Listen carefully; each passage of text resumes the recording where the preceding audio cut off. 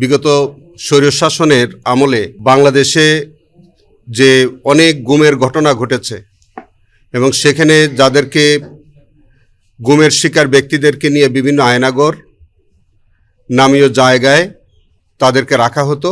যে আয়নাগরের মধ্যে উল্লেখযোগ্য আয়নাগর ছিল, যেটা এখনও আছে আমাদের হেফাজতে সংরক্ষিত, সেটা হচ্ছে ডিজিএফআইয়ের কমপ্লেক্সের ভিতরে কচুক্ষেতে ক্যান্টনমেন্টের ভিতরে একটা আয়নাগর, র্যাব 1-এ একটি টিএফআই সেল, আরেকটি আছে আমাদের ডিবি কার্যালয়ে। এরকম যে কয়টি আয়নাগর আছে সেগুলো আমরা পরিদর্শন করার জন্য মাননীয় ট্রাইব্যুনাল একে আমরা একটি আবেদন করি। মাননীয় ট্রাইব্যুনাল আমাদের আবেদনটি বিবেচনা করেছেন। ট্রাইব্যুনাল এক সম্মতি জ্ঞাপন করেছেন যে ট্রাইব্যুনালের 3 জন বিচারক তারা যে কোনো সময় আমাদেরকে দিন তারিখ দেবেন।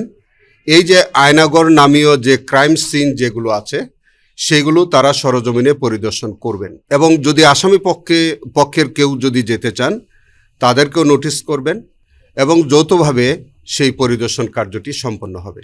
আরেকটি বিষয় হচ্ছে যে আজকে ট্রাইব্যুনাল 2-তে মেজর মুজাফফর হোসেন নামে একজন ব্যক্তি অতি সম্প্রতি গ্রেফতার হয়েছে। তিনি আমাদের শহীদ রাষ্ট্রপতি জিয়া রহমানের হত্যাকাণ্ডের সাথে জড়িত।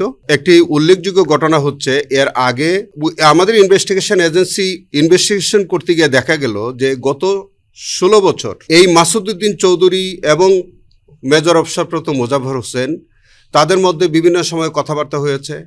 এই মেজর মুজাফফর হোসেন আমাদের পার্শ্ববর্তী দেশে তিনি একাধিকবার গমনাগমন করেছেন, আবার বাংলাদেশে এসছেন এবং মাসুদউদ্দিন চৌধুরীর সাথে তার একটা সুসম্পর্ক ছিল।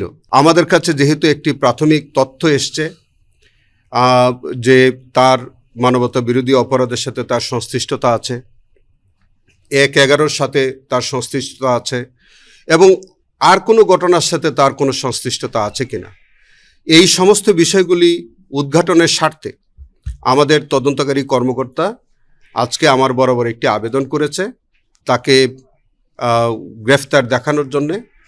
এবং গ্রেফতার দেখানোর আগে যেহেতু তিনি সেনাবাহিনীর তত্ত্বাবধানে রয়েছেন, সেই কারণে আজকে আমি একটা অ্যাপ্লিকেশন দিয়েছি যে তাকে আর্মির তত্ত্বাবধান থেকে প্রোটেকশন ওয়ারেন্টে আমাদের ট্রাইব্যুনালে হাজির করার জন্য। আগামী 23 তারিখে 10টার মধ্যে তাকে হাজির করার জন্যে আর্মির অ্যাডজুটেন্ট জেনারেল বরাবরে একটি প্রোটেকশন ওয়ারেন্ট ইস্যু হয়েছে। তাকে আগামী তারিখে যদি আনা হয় আমাদের ট্রাইব্যুনালে, দেন আমরা তাকে শোন অ্যারেস্টের আবেদন করব। আমাদের শহীদ রাষ্ট্রপতি জিয়া রহমানের হত্যাকাণ্ডের সাথে তার যে সম্পৃক্ততা সেটি সেনা আইনে বিচার হবে এবং সেখানে তার আলাদা রায় হবে। আমাদের বিষয়টা হচ্ছে যে এই 16 বছরে তৎকালীন সরকারের সাথে তার সম্পৃক্ততা কি, মাসুদউদ্দিন চৌধুরীর সাথে তার কি সম্পৃক্ততা ছিল এবং তিনি একজন পলাতক ব্যক্তি থাকা সত্ত্বেও তিনি পার্শ্ববর্তী দেশে যাওয়া আসা, বাংলাদেশে মাসুদউদ্দিন চৌধুরীর মতো একটা বিতর্কিত ব্যক্তির সাথে তার যে এই যে সংশ্লিষ্টতা এবং নানান মানবতা বিরোধী অপরাধ যখন বাংলাদেশে সংগঠিত হচ্ছিল ঠিক সেই সময়ে তার যে বিভিন্ন রকমের কর্মকাণ্ড, এই সব কিছু মিলিয়ে আমাদের একটি ইনভেস্টিগেশনের প্রয়োজন। না, আমি হেফাজতের মামলার পূর্ণাঙ্গ রিপোর্ট অফিসিয়ালি আমার কাছে জমা দেওয়া হয়েছে। আমি হয়তো কিছুক্ষণ পরেই অফিসিয়ালি আমি এটা রিসিভ করব।